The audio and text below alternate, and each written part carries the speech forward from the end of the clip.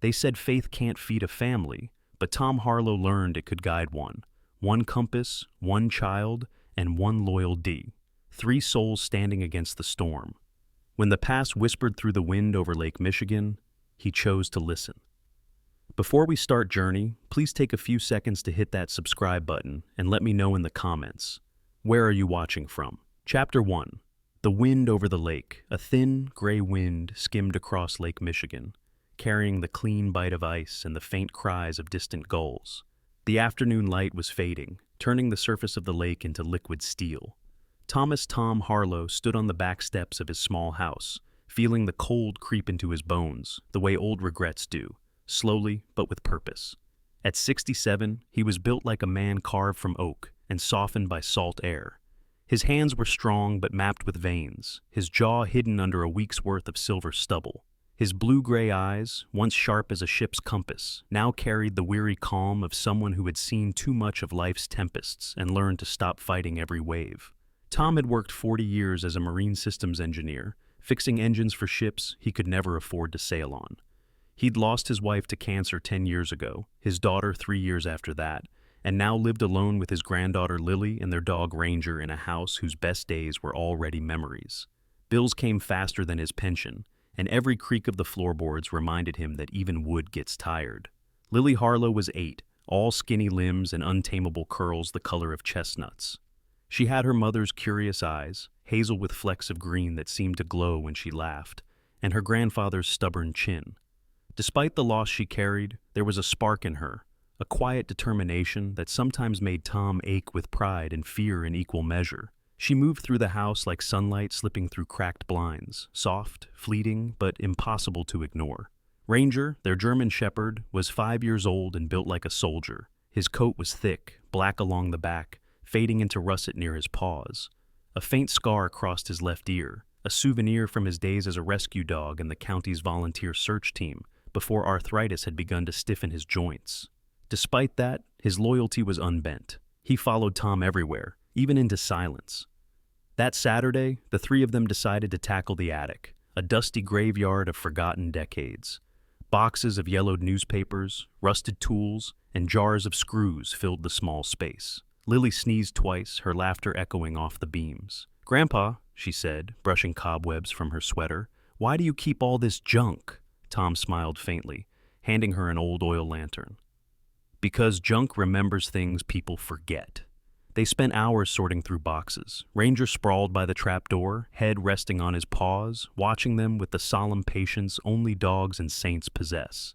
The air smelled of old pine and insulation dust. Outside, the wind moaned across the lake, rattling the window panes like an old man's cough. Then Lily's voice broke through the rhythm of their work. "Grandpa, look!" She held up a small brass object, round and tarnished, a compass.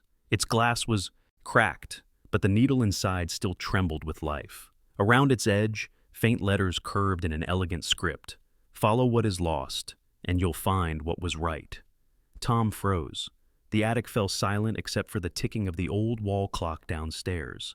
He reached out, slowly, as if afraid it might vanish. The compass was heavy in his hand, heavier than metal should be, weighted with memory. "Where did you find this?" he asked, his voice softer than the dust.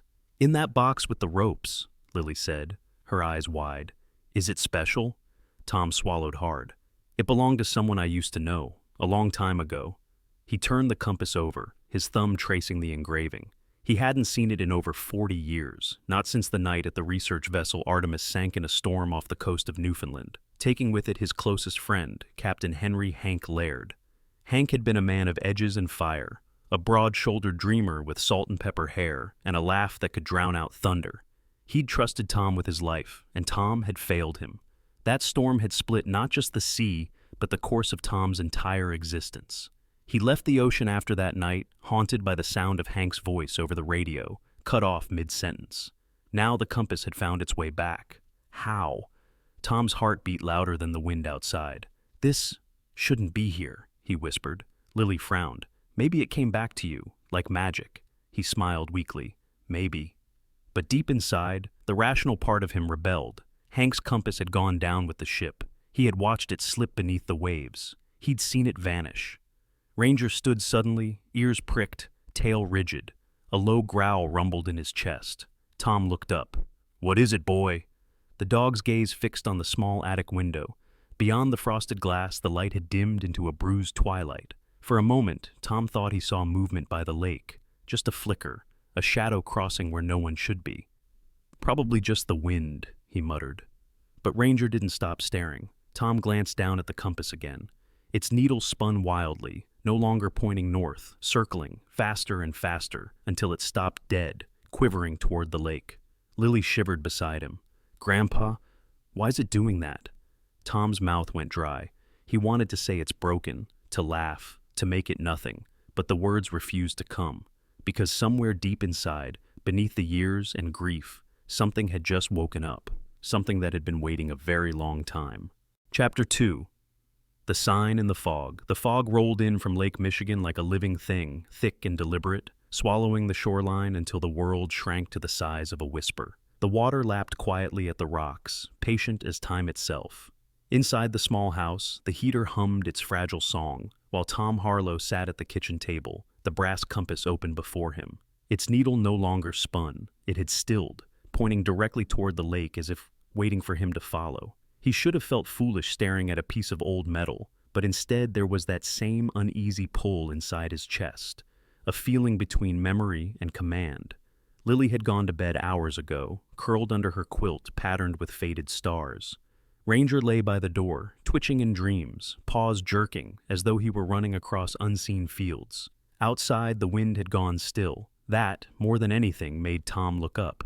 Ranger's ears flicked. A low growl began in his chest, quiet but growing like a storm beneath the surface. Then came the sound, wood scraping against rock, slow and deliberate. Tom's chair scraped the floor as he stood. He reached for his coat and flashlight, the instinctive calm of an old engineer overtaking the tremor of age in his hands. "Stay," he whispered to Ranger, though he knew the command would be ignored. The dog rose immediately, muscles tense under his black and tan coat, tail stiff with focus. Together they stepped out into the white silence. The fog swallowed the porch light within a few feet. The beam of Tom's flashlight barely pierced it, carving a narrow tunnel through the mist. "Grandpa?" Lily's small voice drifted from the doorway, frightened but steady. She stood barefoot, clutching her stuffed rabbit. Tom's heart clenched. "Back inside, sweetheart."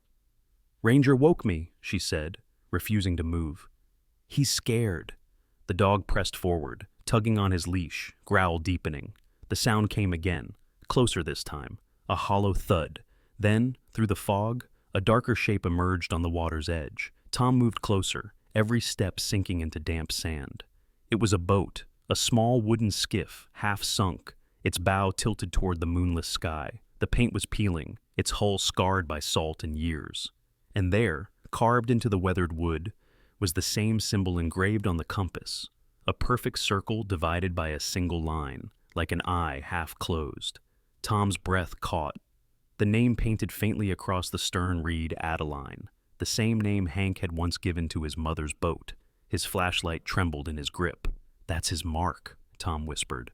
"Whose?" Lily's voice floated behind him. He hadn't heard her approach. "My friend," he said, "from before you were born." The skiff rocked gently as the tide nipped at its sides. Ranger stepped forward and sniffed, ears twitching, tail low. Something inside the boat caught the light, a glimmer of metal. Tom reached in and lifted a small tin box, its latch corroded shut. He pried it open with his pocket knife. Inside was a soaked leather notebook, pages swollen and blurred by water. The ink had bled into ghostly shapes, but some words still clung to the paper. Coordinates: north, island, trust only, followed by numbers, latitude and longitude.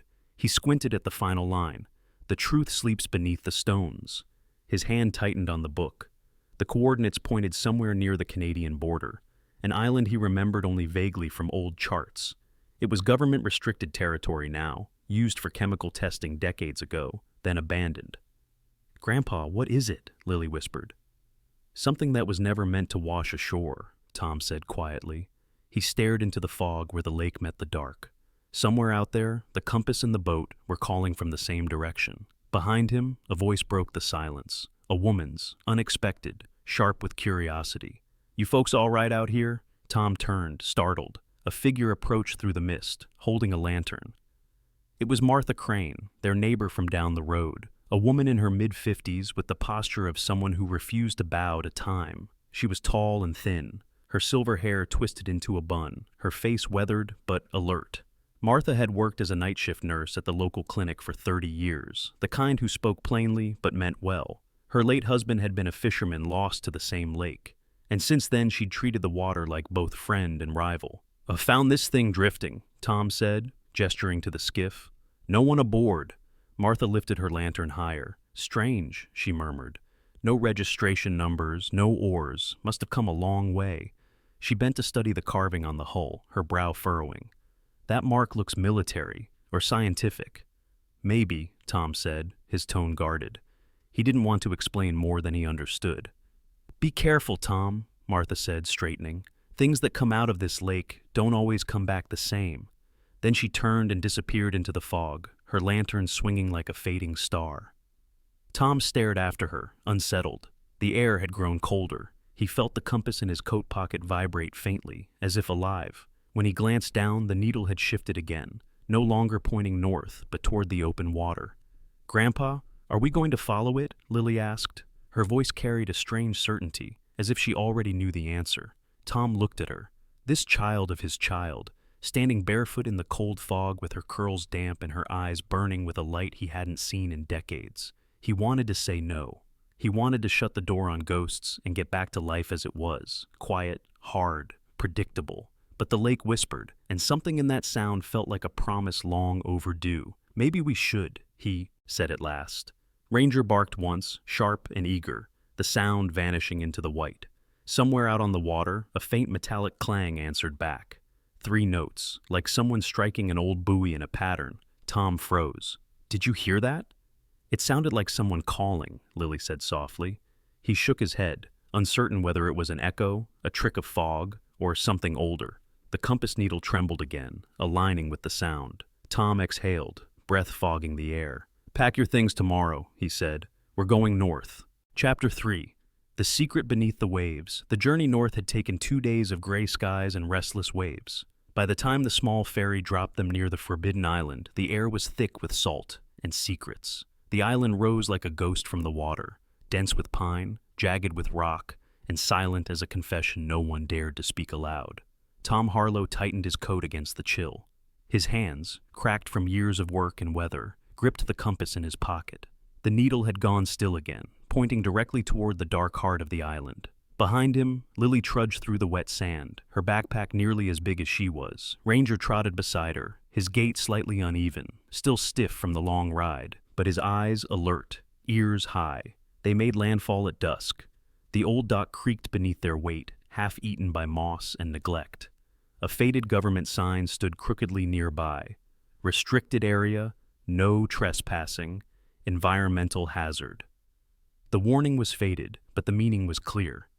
"Grandpa," Lily whispered, "why would anyone want to build something here?" Tom looked around the barren shore. "Because sometimes, sweetheart, the things worth hiding need to be far from curious eyes." The trees swallowed them as they moved inland. The forest floor was soft and damp, the smell of pine needles thick in the air.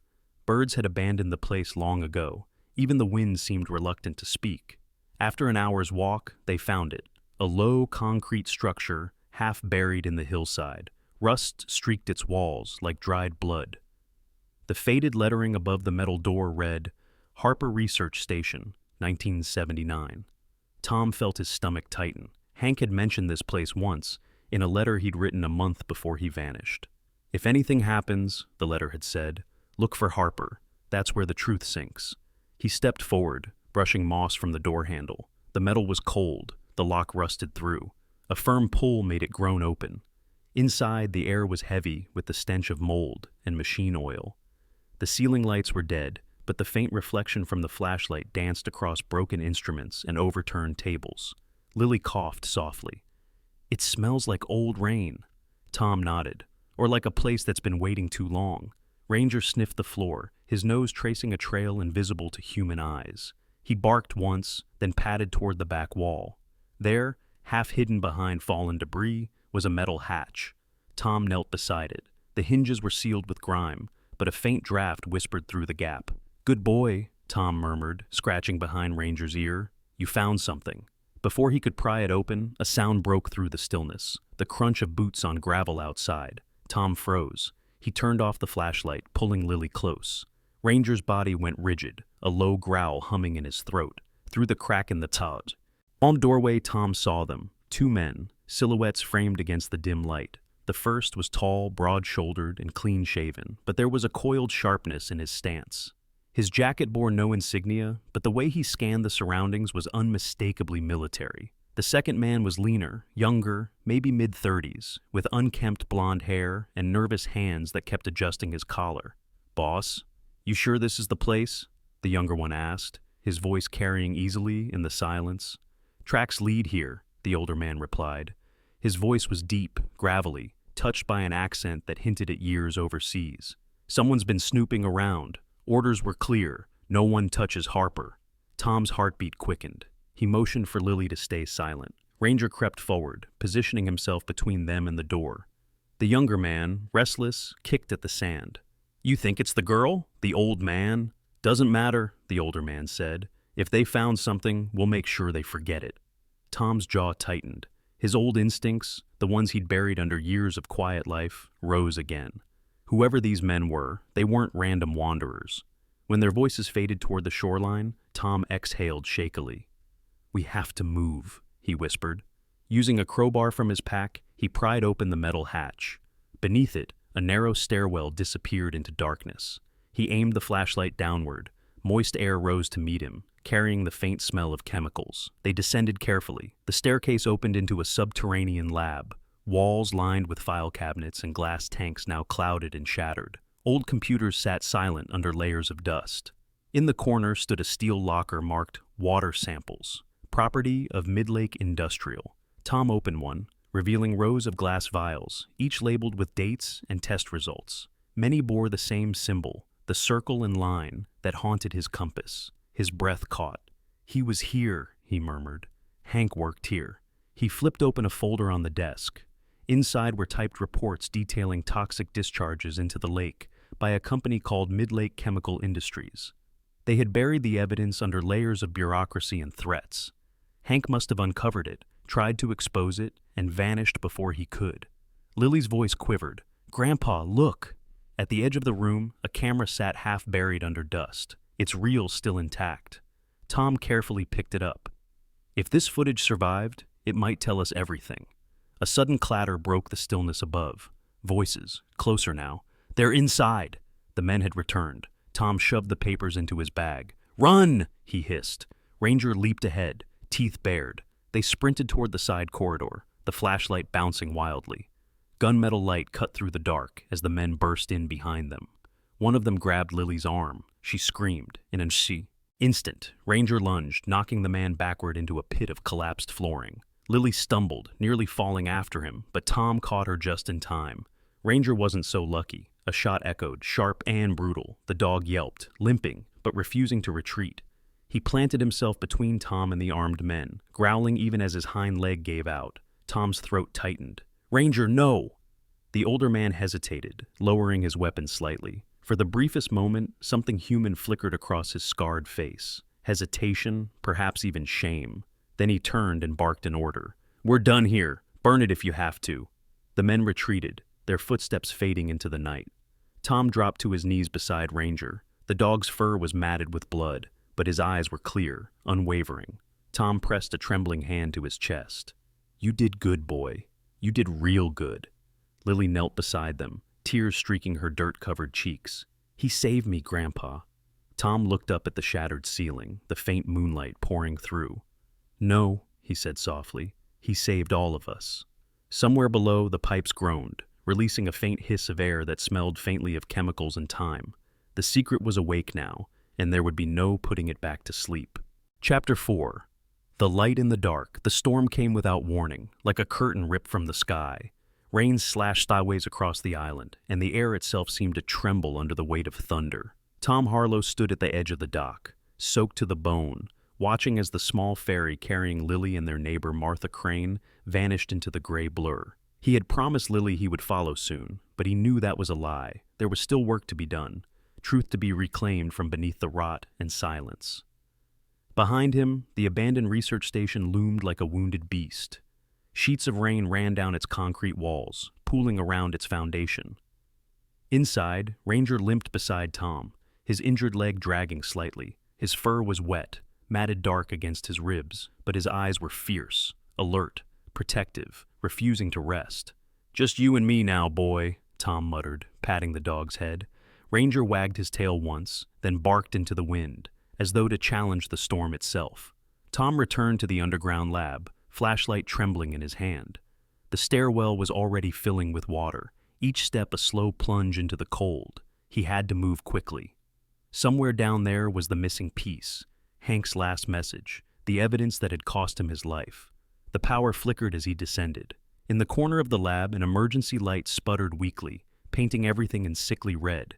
Papers floated like ghosts across the floor, and every metallic creak echoed like a warning. Tom's reflection flashed across broken glass tanks, an old man haunted by the shape of who he used to be. He moved to the back wall where he and Lily had found the storage lockers. Most were empty now, but one drawer remained jammed shut. He wedged his screwdriver into the seam and pried it open. Inside, wrapped in plastic, was a small external hard drive, stamped with the faded logo of Mid-Lake Chemical Industries. The drive was labeled, "Water Test 1981 Final." His chest tightened. "You found it, Hank," he whispered. As if in answer, lightning tore across the sky, lighting up the lab in a white flash, and in that moment, Tom thought he saw him. Hank Laird stood at the far end of the room, just as he had been 40 years ago, tall, broad-shouldered, with wind-tossed hair and sea-worn eyes that carried too much truth.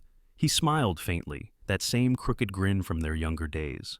Tom blinked, and the vision was gone. The light flickered back to red, and only the echo of Hank's voice seemed to remain. "You always said you'd finish what we started, Tom."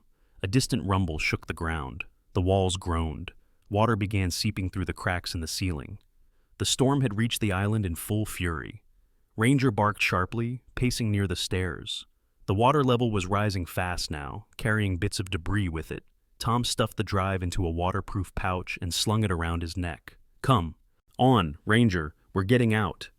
They climbed halfway before the ceiling above them shuddered. A massive crack split the concrete, sending dust and pebbles raining down. Tom ducked instinctively, shielding his head. A moment later, the roof gave way completely. Ranger lunged forward, teeth clamping onto Tom's sleeve, dragging him out of the path of the collapse. The force nearly tore Tom's shoulder, but it saved his life. The ceiling crashed where he had stood, burying the staircase in rubble. For a heartbeat, there was only darkness and the sound of rushing water. Then, slowly, a faint blue glow spread across the debris. The compass, still in Tom's coat pocket, was pulsing with light. He pulled it out, staring in disbelief. The needle glowed faintly, and beneath the glass something shimmered, a hidden engraving only visible under light. "Beneath the water, truth breathes." Tom turned toward the flooded corridor, where water poured from a ruptured pipe. "That's where you hid it, isn't it, Hank?" he murmured. Wading through chest-high water, he followed the glow. The compass led him to a submerged metal hatch. Its handle was stiff, but with Ranger's help, paws braced against the wall, growling for strength, Tom forced it open. Inside was a small chamber, dry despite the flood, containing a rusted terminal connected to an old transmitter. A flickering note taped to the console bore a single line. "If you're reading this, the truth made it home." Tom placed the hard drive into the terminal. The screen blinked to life, showing a transmission board. It was still connected to a long-range radio tower, one Hank must have built before he died. Tom pressed send. Static filled the room. For a long, terrible moment, nothing happened.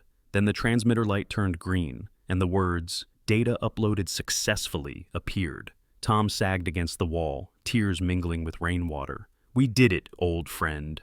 But the relief was short-lived. The building trembled again, this time harder. The entire floor tilted. Ranger barked frantically, circling Tom. "Go!" Tom shouted. "Out, Ranger, go!" The dog refused, growling as debris began to fall. When a beam crashed nearby, Ranger shoved his shoulder against Tom's leg, forcing him toward the exit. The old man stumbled forward as water surged behind them. They emerged into the open storm. Lightning split the sky, revealing a wall of black clouds spinning over the lake. The island was sinking, its ground turning to sludge. Tom fell to his knees, gasping, clutching the compass and the waterproof pouch against his chest.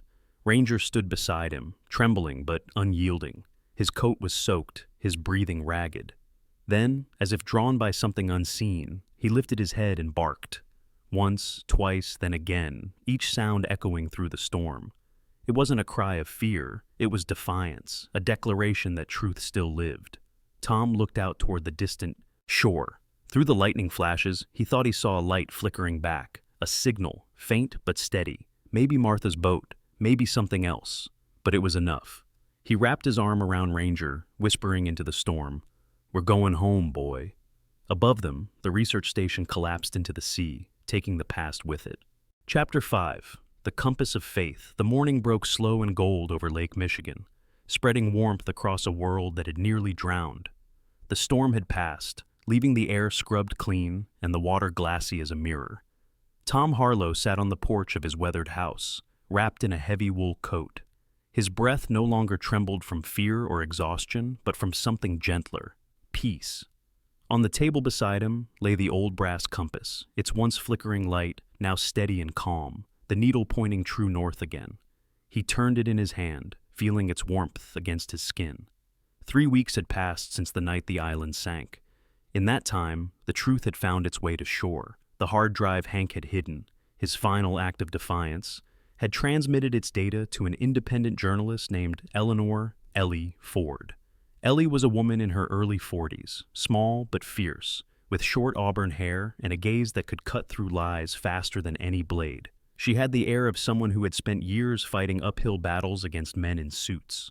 Her father, once a steel worker, had died from chemical exposure at a Mid-Lake affiliated plant, and that loss had sharpened her into something unbreakable. Tom met her 2 days after being rescued. The Coast Guard had found him unconscious on a broken dock, with Ranger standing guard over his body, soaked and limping, but alive. When he awoke in the hospital, Ellie was already waiting with a recorder and a notepad, her eyes steady and kind. "You don't have to talk if you're not ready," she had said, "but I think your friend wanted you to finish what he started." And so he did. The story spread faster than wildfire. Mid-Lake Chemical Industries, the same corporation that had poisoned the water and buried its crimes under decades of silence, was forced into public hearings. Former employees came forward, government officials resigned, and the lake that had once hidden the truth became its witness. Families who had lost loved ones were given the justice they'd been denied for generations. Ellie's report, titled "The Water We Buried," made national headlines. But for Tom, the noise of the world meant little compared to the quiet laughter that now filled his home. Lily was outside in the yard, her curls bouncing as she ran along the shoreline with Ranger. The dog's leg was wrapped, but healing, his gait slower yet dignified. He barked joyfully, chasing the driftwood Lily tossed into the surf. The sound made Tom smile, a deep, quiet smile that lived more in his eyes than his mouth. Martha Crane visited often now. She brought warm bread and that steady, no-nonsense energy that anchored everyone she met. "You look younger, Tom," she said one morning, setting down a basket. Her silver hair gleamed in the light, and the lines on her face softened when she smiled. "Guess you finally put your ghosts to rest." Tom chuckled. "Maybe they put me to rest first." He looked toward the lake, its surface calm, the horizon painted in soft blue. "It feels different now, like it's breathing again." Martha nodded. "The lake forgives. It always does, eventually." As she left, she paused at the door. "You did right by him, you know, by your friend." Tom didn't answer, only looked down at the compass resting in his palm. The brass casing gleamed faintly in the morning sun. Inside, the needle was motionless, unwavering, pointing north, just as it should. That night, after Lily had gone to bed, Tom sat at his desk.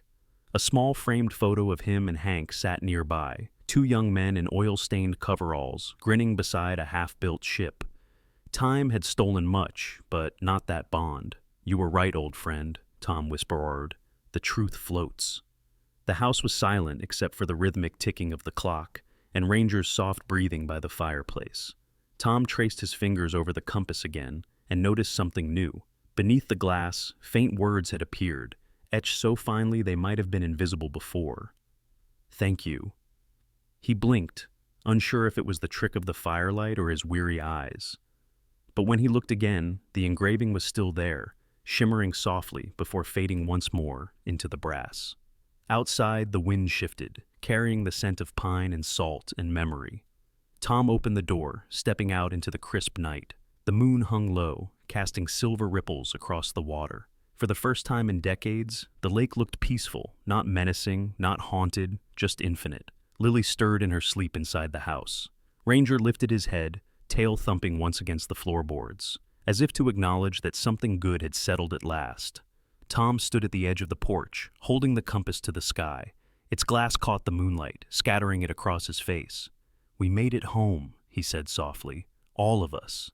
And as he spoke, a faint glimmer appeared far out on the lake, a small, steady light moving slowly across the water. It was too distant to be a boat, too low to be a star, but it moved with purpose, and for a fleeting moment, Tom thought he saw a figure standing upon it, a man in a weathered coat, one hand raised in silent farewell.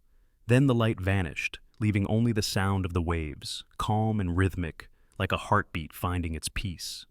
Tom turned back toward the house, where Lily's laughter still seemed to linger in the walls. The compass rested warm in his hand, the needle unwavering. It no longer pointed to north alone, it pointed home. Sometimes, God doesn't send miracles wrapped in light. He sends them in smaller forms, in an old man's courage, a child's laughter, or the loyal heart of a dog that refuses to give up. The compass Tom found wasn't just pointing north, it was pointing him, and all of us, back toward faith, love, and truth. Because no matter how deep the world tries to bury what's right, God always leaves a light for those who still dare to look for it. And when we follow that light, even through the storms, we find more than answers. We find grace. So tonight, if your own compass feels lost, pause, breathe, and remember, God's direction never fails.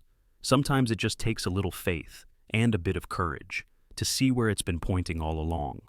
May God bless you and your loved ones. If this story touched your heart, share it with someone who needs a reminder that miracles still happen, often in the quietest corners of life. Leave a comment below to tell us what faith means to you, and don't forget to subscribe for more true, heartfelt stories that remind us hope is real, love is strong, and God is always near.